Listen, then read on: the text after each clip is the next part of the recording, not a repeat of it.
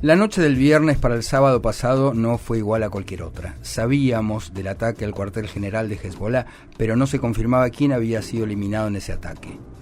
¿Qué sentimos cuando en la madrugada del sábado se confirmó que uno de los eliminados era su jefe, Hassan Nasrallah? No fue felicidad ni alegría, como dicen algunos comentarios. Fue alivio. Parece poco, pero eso fue lo que sentimos. Sentirse aliviado que quien fue el jefe del brazo ejecutor del asesinato de nuestra hija, Paola, y 84 personas más había pagado por lo que hizo. Alivio porque sentimos que las Fuerzas Armadas de Israel hicieron un acto de justicia.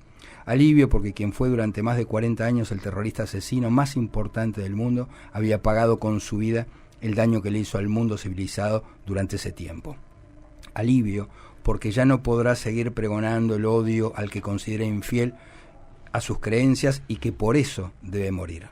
También nos sentimos orgullosos de que Israel esté haciendo que nos podamos sentir algo mejor frente al flagelo del terrorismo asesino, aunque el mundo lo vea de otra manera por prejuicios y no quiera reconocer que Israel no se está defendiendo solo a sí mismo, sino también al mundo que lo critica basado en ese prejuicio.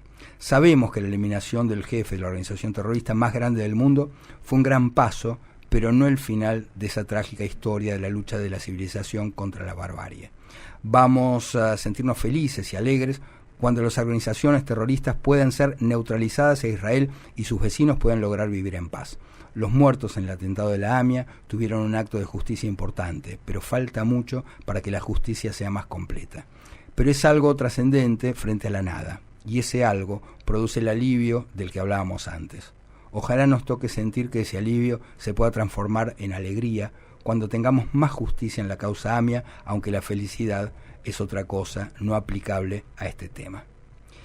Quienes escribieron esto son Ana y Luis Ciszewski. Te suelen italianizar el apellido, suelen decir Ciszewski. Yo no sé cómo será, es polaco el apellido, ¿verdad? Es polaco.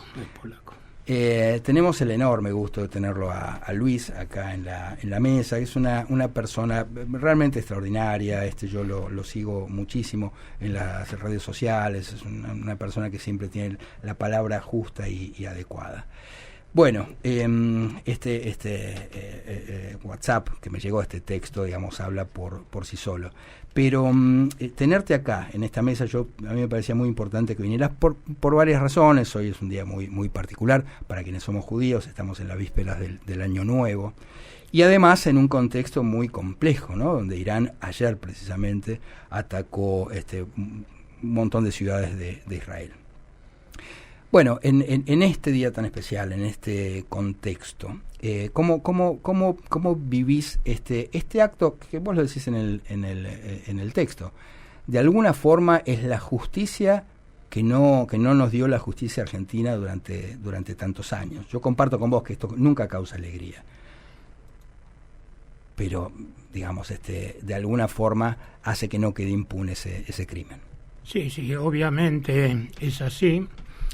Hassan Nasrallah fue el brazo ejecutor del atentado a la AMIA. Concretamente, eso no lo digo yo, no lo decimos nosotros, lo dijo la justicia. Y si lo dice la justicia, básicamente dentro de un esquema democrático debemos aceptar y convalidar lo que dice. El atentado a la AMIA concretamente tiene dos vertientes. Una vertiente se llamó conexión local y otra se llamó conexión internacional.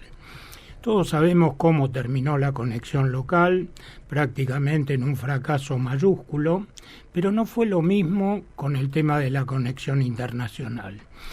Todas las objeciones que se le hicieron a la investigación están vinculadas exclusivamente a la conexión local. No hay objeción alguna vinculada al tema de la conexión internacional. Pero ¿qué es lo que hay y qué es lo que no tenemos todavía? Hoy el expediente existe, lo conocen los que están vinculados al expediente, pero la sociedad no lo conoce. Claro. Básicamente, el tema de no conocerlo es una objeción de tipo mayúscula. Acá estamos hablando de un tema notoriamente trascendente y que no se cierra solo en la frontera del país. Este es un tema, lo estamos viendo ahora, un tema de tipo mundial. Y si la Argentina fue atacada 2 veces, uno dice, ¿por qué? ¿Por qué decidieron atacar a la Argentina? Los terroristas son asesinos, pero no son tontos. A la Argentina se la atacó porque la Argentina estaba en condiciones de que 2 atentados terroristas fueran exitosos. Claro. Esto es así de simple. Y básicamente...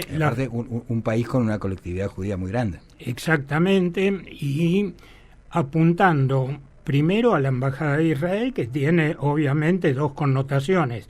Uno es Israel y otro es la comunidad judía. Y el otro es la institución madre de la comunidad judía argentina.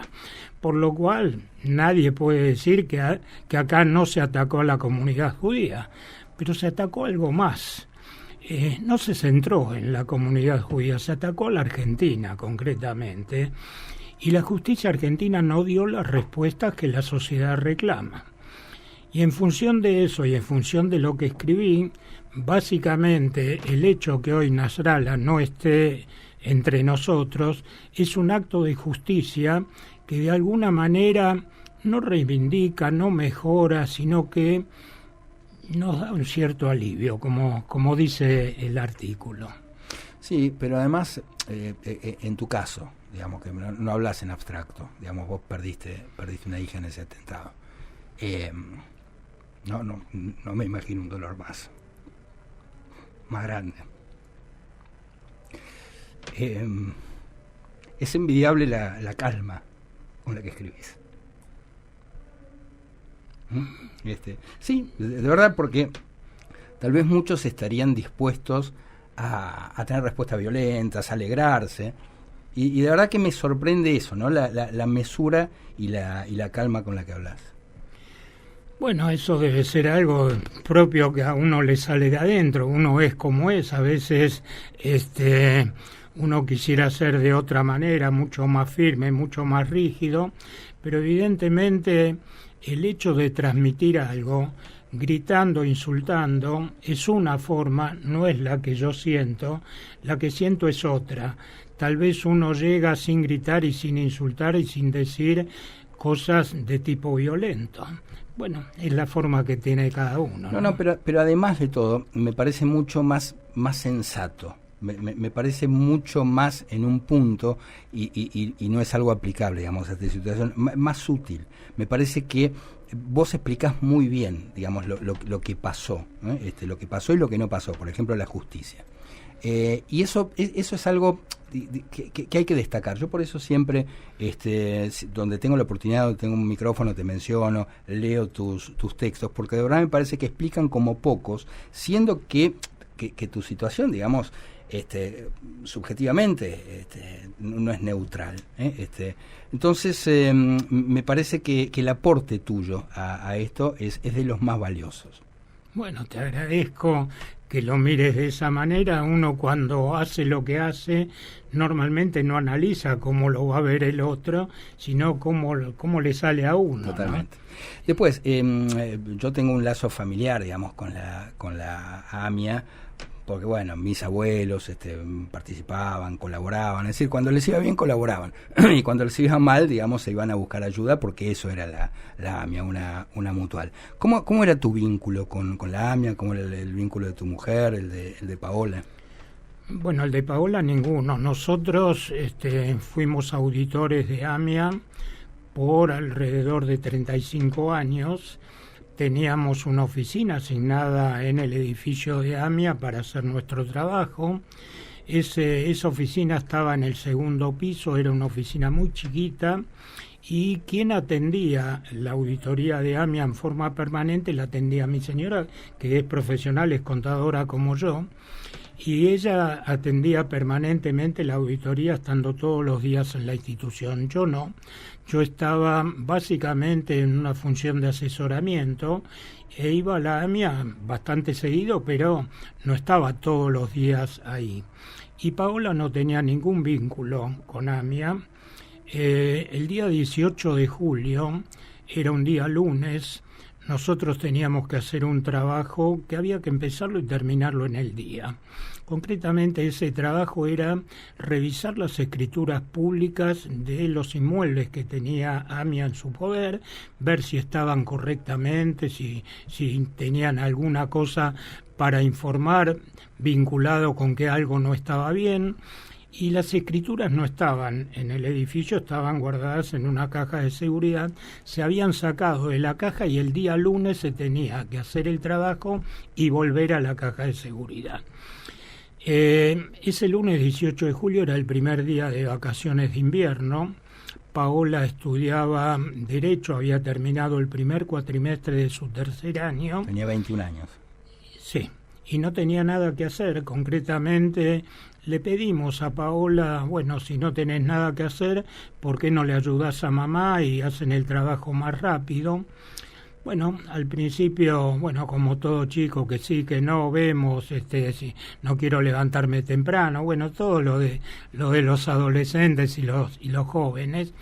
Bueno, al final dijo que sí. Ese día temprano, Ana, mi señora, la despertó. Costó un poco despertarla, pero bueno, al final se levantó y fue con Ana a la oficina. Yo ese día tenía un trabajo para hacer en el cementerio que está en la zona de La Tablada y bueno, yo me fui a hacer mi trabajo y Ana fue con Paola al edificio.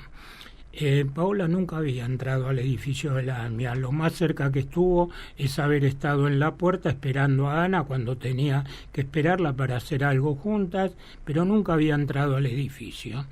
Llegaron temprano al edificio, alrededor de las 8. Bueno, a Paola le pusieron un escritorio en el segundo piso en la zona de la administración porque no podía entrar en la oficina nuestra que no daba para otro escritorio. Bueno, le pusieron una silla, un escritorio, Ana le trajo la documentación, le enseñó y le dijo qué era lo que tenía que hacer. Ana se fue a hacer su trabajo. A eso de las 9 de la mañana, Paola se levanta, va a la oficina de Ana y le dice, mami, quiero un café. En ese momento el edificio de la AMIA estaba en reparaciones y la cocina no funcionaba, por lo cual el único café que había era café de filtro. Ana le dice a Paola, mira, el único café que hay es café de filtro, yo sé que a vos no te gusta, por lo cual, si te parece, pedimos un café en el bar de la esquina. En Tucumán y Pasteur había, en la vereda de enfrente de la manzana de AMIA, había un bar. Bueno, generalmente la gente que trabajaba en AMIA cuando quería algo pedía ese bar y el procedimiento era que se pedía por teléfono, cuando venía la persona con lo que se pedía no se lo dejaba entrar, la gente de seguridad preguntaba quién era desde adentro que pidió lo que se traía, cuando identificaban a la persona la llamaban por teléfono que baje a recibir lo que había que ha llegado. La llaman de seguridad a Ana y le dicen está el chico con el café. Ana le avisa a Paola, le da el dinero, le dice mira, anda, paga, tráete el café y listo. Bueno, fue exactamente lo que sucedió.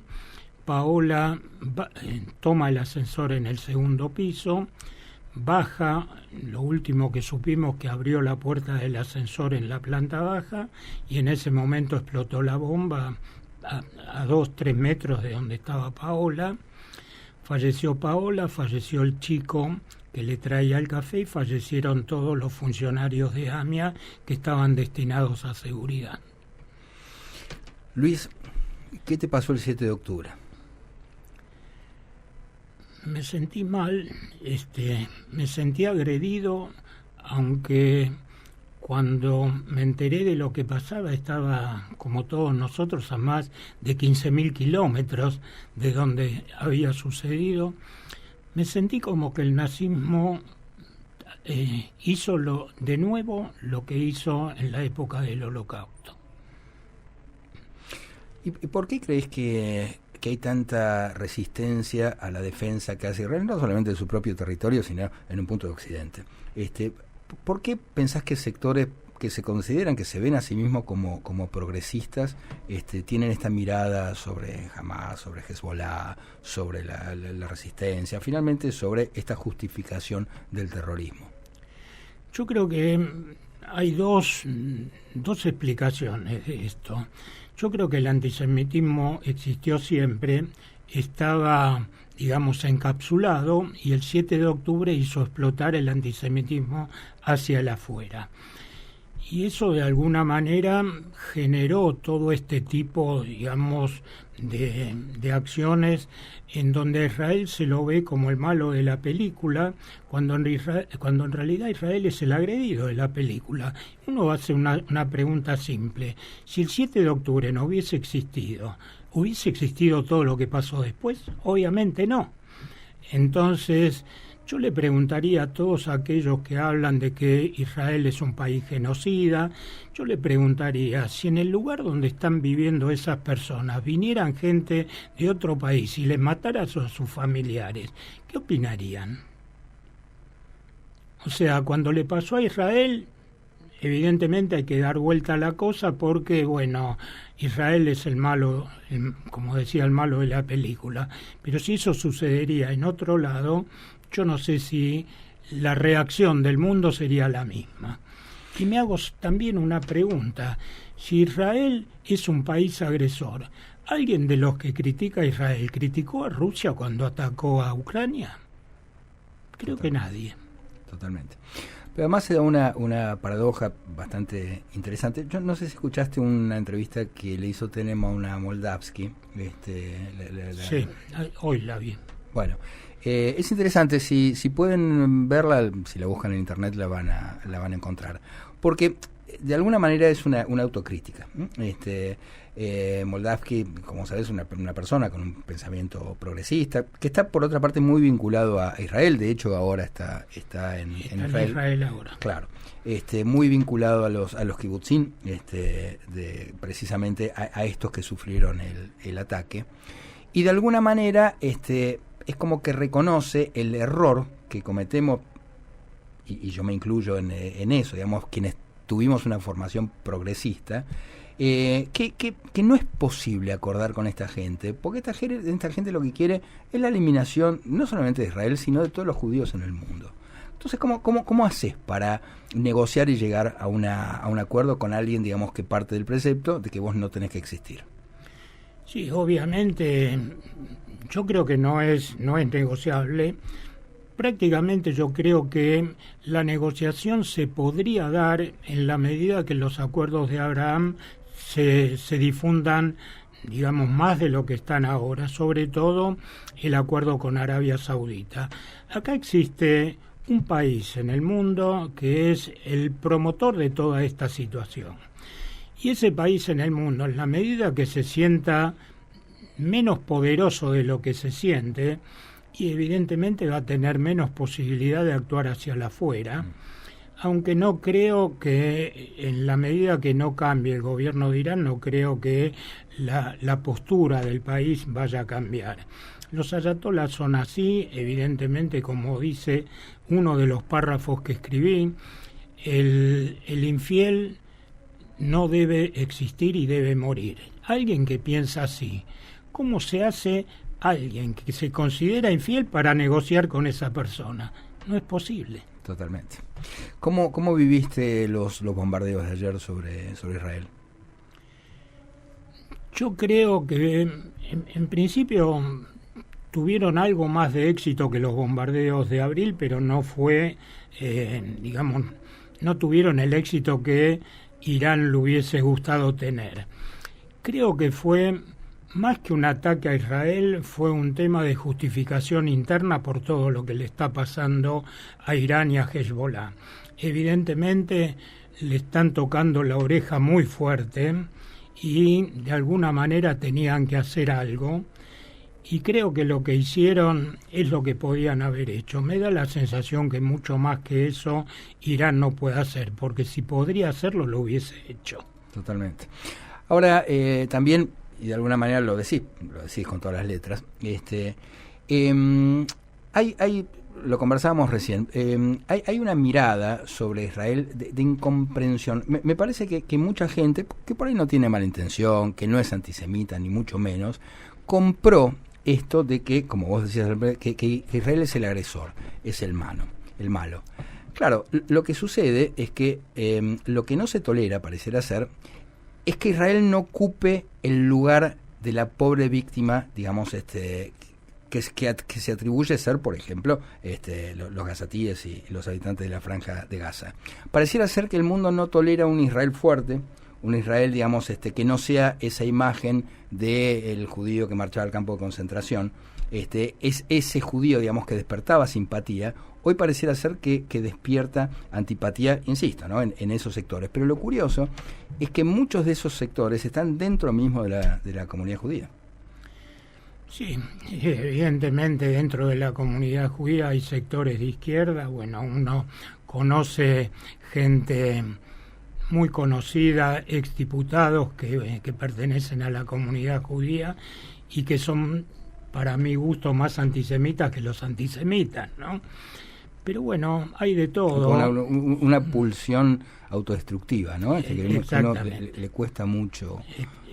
Exactamente. Luis, te quisiera hacer una pregunta. El tema Nisman. Todos vivimos con mucho dolor después de los 2 atentados que sufrimos, el asesinato de Nisman.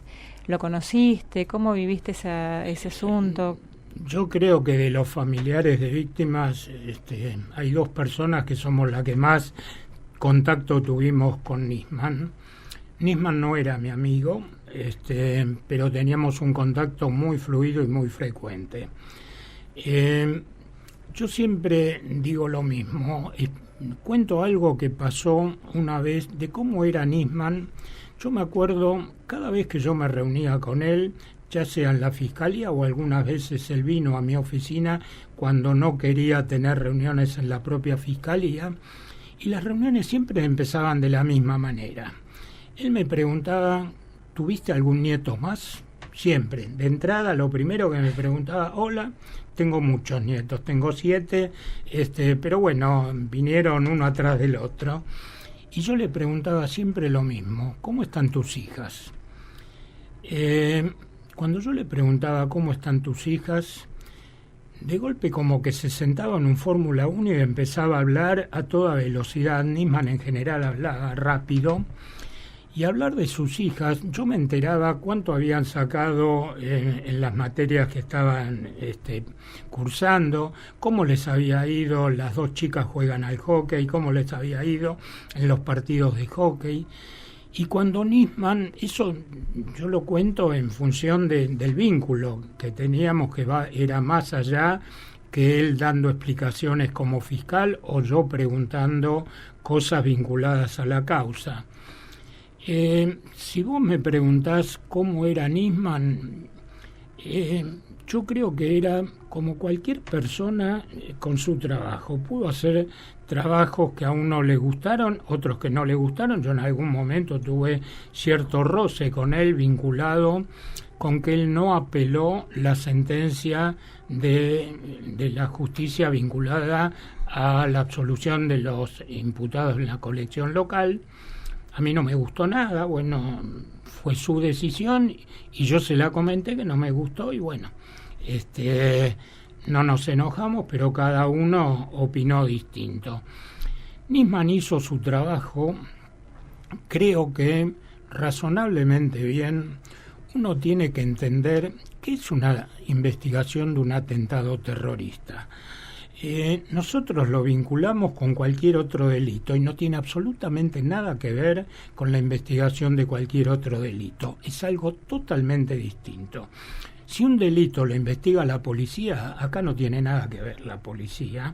Puede ayudar, pero no es la encargada de investigar. Y por otro lado, tuvo cierto acompañamiento, y eso hay que decirlo, en la época del presidente Néstor Kirchner, que le dio los medios como para que Nisman pueda trabajar. ¿En qué terminó todo? Que cuando el gobierno de Néstor Kirchner terminó y vino el gobierno de Cristina Kirchner, bueno, todos sabemos en qué terminó todo esto. En qué terminó la investigación, no sé si ustedes recuerdan el memorándum con Irán, y en qué terminó la fiscalía. La fiscalía terminó básicamente neutralizada, intentando neutralizarla, y Nisman hizo lo que pudo hacer mientras estaba con vida. no fue lo mismo la investigación de la Fiscalía en la época de Néstor Kirchner que en las épocas posteriores. ¿Y qué pasó con el memorándum? Nosotros vimos que el memorándum fue un acuerdo entre víctimas y victimarios para que los victimarios de alguna manera se analicen a sí mismos.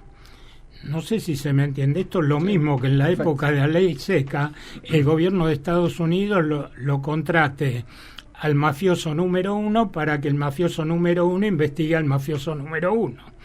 Esto fue exactamente lo mismo. Un año después de que el memorándum vio la luz, ese memorándum fue declarado inconstitucional, por lo cual todos decimos no existe más. Y si uno se hace la pregunta, ¿no existe más? No existe más como memorándum, pero el resultado del memorándum hoy sigue vigente. ¿Y en qué sigue vigente? Las alertas rojas que tienen los 5 iraníes, que ahora hay algunos libaneses también con alertas rojas. La alerta roja es lo que pone Interpol para apresar a alguna persona imputada en cualquier lugar del mundo donde Interpol tenga su oficina. Esas alertas rojas tienen lo que se llama una adenda. La adenda es un agregado. ¿Y qué dice el agregado? Que entre los dos países, el país que está intimando al país intimado, a las personas del país intimado, están acordando por vía de un acuerdo, y esa adenda roja, esa adenda nunca se borró. Hoy sigue vigente. Hoy si alguien entra a Interpol va a encontrar las alertas rojas y la menciona abajo. Y uno se hace la pregunta: una investigación terrorista se maneja básicamente por información que dan los servicios de inteligencia de los países que colaboran contra el terrorismo. Uno se hace la pregunta: si un país X le tiene que dar información a la Argentina sobre Irán y ven eso, esa información ¿se la van a dar? Y hubo mucha información que no llegó. Luis, la justicia determinó que a Nisman lo mataron. ¿Tenés alguna hipótesis, alguna información de quién y cómo pudo haber sido eso? No lo sé. Hay muchas teorías, ojalá que la que lo pueda determinar es la justicia. Uno no puede hablar de qué es lo que me parece o qué es lo que a unos se le puede llegar a ocurrir. Pero lo que no hay ninguna duda es que a Nisman lo mataron. Y eso no lo decís ni vos ni yo, lo dijo la justicia. Y si a Nisman lo mataron, uno pregunta: ¿y por qué lo mataron? También la justicia dijo: ¿por qué lo mataron? Lo mataron por lo que estaba haciendo. Claro. Por lo cual, de ahí en adelante uno puede presumir, bueno, a quién le molestaba a Nisman, ¿no? Bueno, ahí hay dos temas, ¿no?, que vos mencionaste, pero que son dos temas diferentes, por supuesto vinculados. Que uno es la conexión local del atentado y otro es el memorándum, que por supuesto es posterior. ¿Vos pensás que ese homicidio finalmente del Nisman está más vinculado a la conexión local, digamos, a la primera investigación, o al memorándum? No, al memorándum. Concretamente a la conexión internacional y al memorándum, ¿no? A mí no me cabe ninguna duda. Por otro lado, en el tiempo, el tema del fallo de la conexión local fue bastante tiempo antes de que viera la luz el memorándum, fue como 7, 8 años antes. Claro. Por lo cual, el tema de la conexión local se fue diluyendo. Y lo último que tenemos es que la Cámara de Casación lo declaró absuelto a Tejeldín, que era el último al que se estaba investigando, y eso fue hace pocos meses atrás. O sea, el tema de la conexión local vinculado no a quién puso la bomba, sino a quién era el propietario de la camioneta. Claro. Se estaba investigando otra cosa. Total. No quién puso la bomba. Eso ya concretamente yo creo que pasó a la historia trágica de esta investigación. No sé si en algún momento se va a poder revalorizar o no. Yo soy pesimista en ese caso. ¿Cómo vivís esta proximidad que por lo menos manifiesta el presidente Milei hacia no sé si decir la colectividad judía, sino hacia el judaísmo en general, porque a muchos lo incomoda esta proximidad. Sí. Hay incomodidad a nivel general y hay alguna incomodidad también a nivel comunitario, ¿no? Yo no siento incomodidad porque él puede manifestar su cercanía o no cercanía, eso es una cuestión de tipo personal. También él es el presidente, pero él puede tener sus simpatías o sus no simpatías con determinadas personas o determinadas colectividades, ¿no? Yo no lo veo ni bien ni mal, es su decisión y en definitiva a uno le puede gustar o no gustar, pero es la decisión del presidente. Como papá de Paola, ¿cómo te sentís cuando lo escuchás hablar, por ejemplo, a Delía, a Esteche, a ciertos periodistas, digamos, que son fundamentalmente negadores? ¿Qué te pasa a vos? Yo lo escuché hablar una vez a Luis Delía en la Fiscalía. Una vez Luis Delía había hecho una denuncia vinculado a que él había analizado el expediente y que tenía información vinculada con el expediente. Esa información la dio, como la da siempre, a través de un micrófono o a través del periodismo.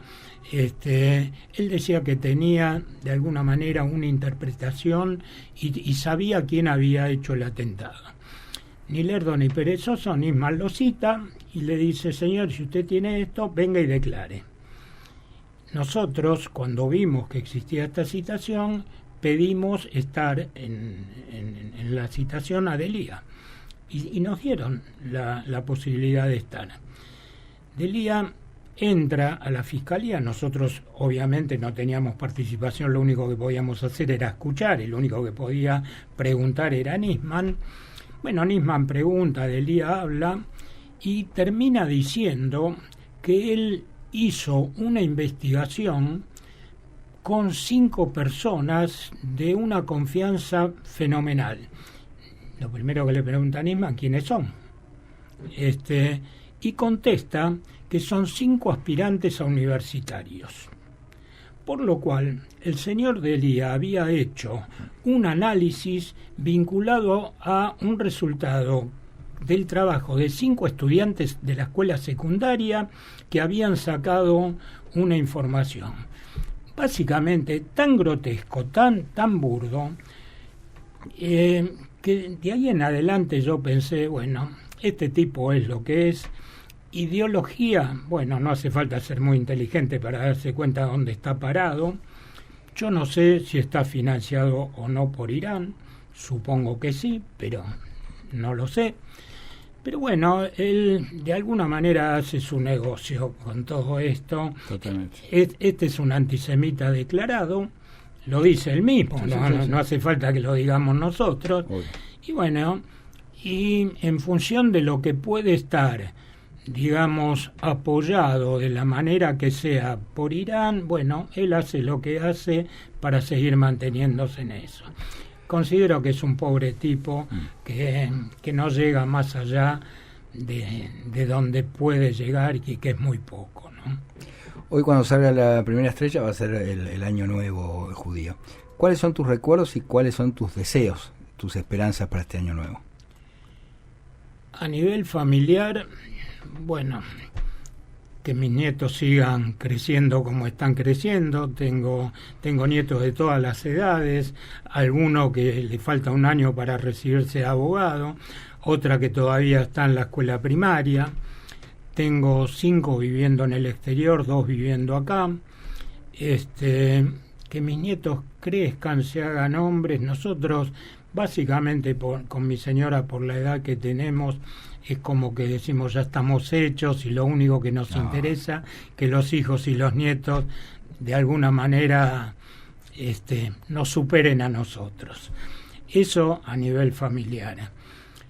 A nivel de Argentina, me gustaría que de alguna manera, sea el gobierno que sea, yo no estoy ni aplaudiendo ni criticando a ninguno, pero que hagan todo lo que tengan que hacer para que la Argentina esté mejor de lo que está, que tengamos un país mejor y más justo, y a nivel mundial, que de alguna manera la paz llegue a Medio Oriente y ojalá, como digo en lo que escribí, los países del Medio Oriente puedan lograr convivir en paz. Luis, un placer, me encantó que estés acá, me encantó esta conversación y por supuesto el micrófono a tu disposición para lo que necesites, obviamente todos nosotros te vamos a recibir con el mismo cariño de siempre. Luis, mil gracias. Gracias a ustedes por recibirme, gracias a la audiencia por escuchar, ¿no?